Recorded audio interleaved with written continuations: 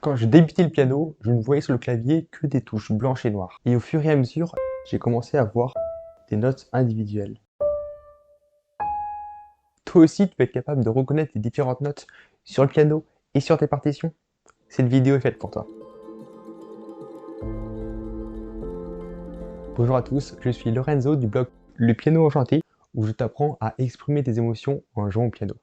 Aujourd'hui encore, une vidéo plus centrée sur les débutants, parce qu'il faut bien débuter quelque part si on veut exprimer ses émotions un jour. Donc voilà, cette vidéo s'adresse vraiment aux tout débutants. À la fin de cette vidéo, tu seras capable de reconnaître les différentes notes sur un clavier, mais aussi leur équivalent sur une partition, et donc tu seras capable de jouer des partitions simples. Cette vidéo est en lien avec un article plus complet que j'ai écrit, le lien est en description et un commentaire épinglé. Et apparemment, un cadeau t'attend à la fin de la vidéo, alors reste jusqu'au bout. Une note de musique, au piano comme ailleurs, est tout simplement le nom que l'on donne à une fréquence musicale. Mais c'est plus sexy d'appeler cette note un La que une fréquence 440 Hz. On est d'accord. Je ne vais pas te faire un cours de physique sur le son ici, mais sache que l'humain considère comme similaires des sons à la même fréquence. Par exemple, une note de fréquence 440 Hz et une note de fréquence double 880 Hz sonnent de la même façon. Si, et c'est pour cela qu'on nomme de la même façon ces deux notes. Ces deux notes sont des La, mais d'une hauteur différente, tout simplement. Le deuxième est plus aigu que le premier. Voyons à présent les notes de musique qui existent sur un piano. Il existe 12 notes sur un piano. Do, Do dièse, Ré, Ré dièse, Mi, Fa, Fa dièse, Sol, Sol dièse, La, La dièse et Si. Les 7 notes blanches sont les principales. Ah, ça me frustre de ne pas jouer derrière. C'est mieux. Et comme tu l'as entendu tout à l'heure, les notes noires sont nommées à partir des notes principales, les notes blanches. Donc par exemple ça, c'est un Sol dièse. Je viens de te dire qu'il y avait 12 notes de musique, mais tu en vois, j'espère, beaucoup plus sur ton piano. C'est normal. Comme je l'ai mentionné précédemment, c'est parce que les notes se répètent à intervalles réguliers, avec des hauteurs différentes. Il y aura des Do plus graves et plus aigus que d'autres. Un piano est fait de blocs de notes qui se répètent, donc les 12 notes que je t'ai jouées tout à l'heure. Pour repérer un bloc, c'est simple, tu cherches 2 notes noires consécutives, un espace et 3 notes noires consécutives. Tu as ici un bloc. Ces blocs se répètent sur le piano, tout simplement. Sur un piano 88 touches, tu auras un peu plus de 7 blocs au total. Je te laisse faire les maths. Et si tu te demandes pourquoi seulement 88 touches sur un piano, est-ce que tu as vraiment envie d'entendre un son plus aigu que ça? Ne réponds pas à cette question. Le Do du milieu du piano est une note essentielle à retenir. Elle te servira de référence afin de repérer les autres notes. Donc fais attention, concentre-toi. Et toi qui t'endors au fond, je t'ai vu. Sinon tu risques de faire comme moi au début et jouer des morceaux soit trop graves, soit trop aigus. Donc fais attention. Donc vas-y, compte les blocs et trouve le quatrième. Je t'attends. Trop lent. Le quatrième, c'est ce bloc-là. Et donc le Do du mi-piano, c'est celui le plus à gauche de ce bloc. Donc le Do se trouve là. Maintenant que tu sais ce qu'est une note de musique, que tu connais leur nom et que tu connais la position du Do du mi-piano, n'est-ce pas? Passons aux partitions. Les partitions sont des moyens de poser des notes par écrit. Ça ressemble à ça.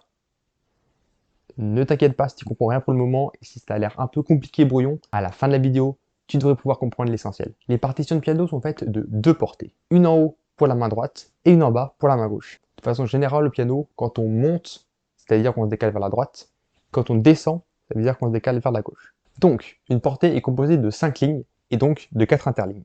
Et ces mêmes portées sont divisées en petits blocs avec des barres verticales, et chaque petit bloc, on l'appelle une mesure. Ces mesures contiennent des notes de même durée à l'intérieur.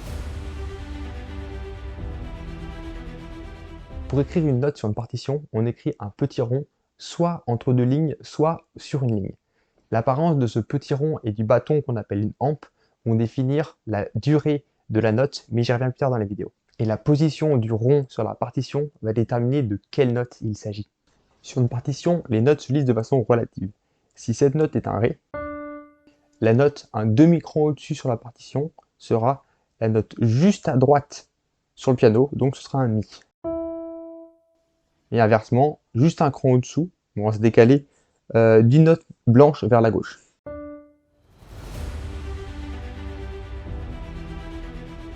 Mais si les notes s'utilisent de façon relative, comment reconnaître la première note? Comment avoir une note de référence? Qui de l'œuf ou la poule?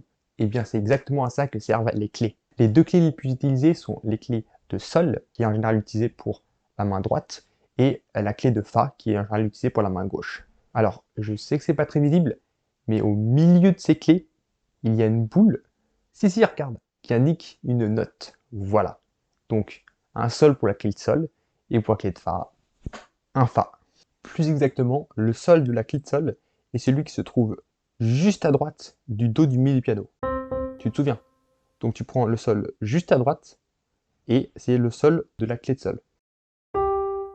Pour le fa, c'est un peu le même principe. C'est celui tout de suite à gauche du dos du milieu du piano. Donc, celui-là. Donc ça, c'est le fa de la clé de fa. Et ça, c'est le sol de la clé de sol. Tout simplement. En gros, ces deux clés te donnent des notes de référence à partir desquelles tu pourras trouver toutes les autres notes, comme je te l'ai montré précédemment dans la vidéo. Oui, c'est vrai. Avec cette méthode, les notes noires sont complètement inaccessibles. Mais alors, comment écrire des notes noires sur une partition? C'est là qu'interviennent les altérations. Il y a deux façons d'altérer une note, soit avec un dièse, soit avec un bémol. De la même façon que l'on nomme ces notes noires en fonction des notes principales, on va aussi les écrire en fonction des notes principales. Donc un dièse, ça augmente d'un demi-ton la note qu'on va jouer. Peu importe si elle est noire ou blanche. Donc par exemple, ça, c'est un sol. Et en augmentant d'un demi-ton, donc en mettant un dièse devant sol, on obtient le sol dièse. Donc on augmente d'une note sur le clavier. Ça, c'est un sol dièse. Donc ça, c'est un la dièse. Et un si dièse, c'est un do, tout simplement. C'est ce que j'ai dit. On augmente d'un demi-ton, donc d'une note successive, peu importe que ce soit blanche ou noire. Donc le si dièse. Et on prend un mi dièse. On prend un la dièse, c'est ça. Pour les bémols, c'est le même principe, mais en descendant. Donc un la bémol, ça va être ça. Un sol bémol et un fa bémol, ce sera un mi. Et ça explique aussi que certaines notes ont plusieurs noms. Par exemple, c'est à la fois un sol dièse et un la bémol. Bien, maintenant que tu peux lire n'importe quelle note, il te manque juste à savoir combien de temps tu dois la maintenir enfoncée. Et c'est là qu'interviennent les valeurs. Je t'ai dit précédemment dans la vidéo que la forme du petit rond et de la hampe déterminait la durée pendant laquelle tu allais appuyer. Et encore une fois, c'est relatif. En musique, on divise la musique en temps. Si tu vois 7 notes sur une partition, on appelle une ronde, elle va durer pendant 4 temps. Si tu vois une blanche, elle va durer 2 temps, et si tu vois une noire, elle va durer 1 temps. Donc pour des mesures de 4 temps, qui sont les mesures qu'on retrouve très souvent, tu peux soit mettre une ronde, soit mettre une blanche et 2 noires par exemple. Puisqu'en tout, ça fait 4 temps.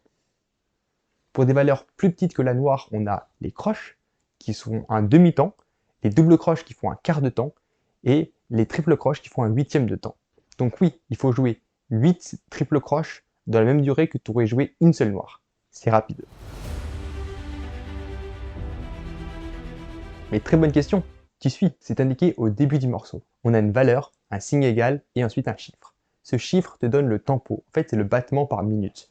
Normalement, tu utilises un métronome pour te caler sur le rythme, mais 60 battements par minute, c'est juste un battement par seconde. Et du coup, la valeur au début, c'est une noire. Ça t'indique que tu devras jouer une noire par seconde, tout simplement. Si tu avais ça à la place, tu aurais dû jouer une blanche par seconde, c'est-à-dire 2 noirs par seconde. Et donc ces deux tempos sont équivalents. Je te laisse réfléchir à ça. Bon, c'est tout pour cette vidéo, et c'est déjà beaucoup là, non? Bravo à toi pour être arrivé jusqu'au bout, parce que c'était assez dense comme vidéo. Maintenant, il faut absolument que tu pratiques pour ne pas oublier tout ce que tu as appris. Donc je t'encourage à trouver une partition simple et à commencer à pratiquer tout simplement, à la déchiffrer et à jouer au piano. N'oublie pas que j'ai écrit un article en parallèle de ces vidéos qui va plus loin, qui te permet de voir ça de façon récapitulative. Donc si tu oublies un point, tu peux juste te référer à l'article. Mais le mieux, c'est que tu télécharges les flashcards que j'ai créés pour toi. Tu peux les trouver gratuitement avec un lien dans la description ou en commentaire épinglé. Et je vais aussi te donner des partitions que je trouve adaptées aux débutants pour pouvoir te lancer rapidement et facilement. Voilà, tu n'as qu'à cliquer sur le lien en description et je t'envoie ça. Du coup, bon courage avec ta pratique et d'ici la prochaine, porte-toi bien!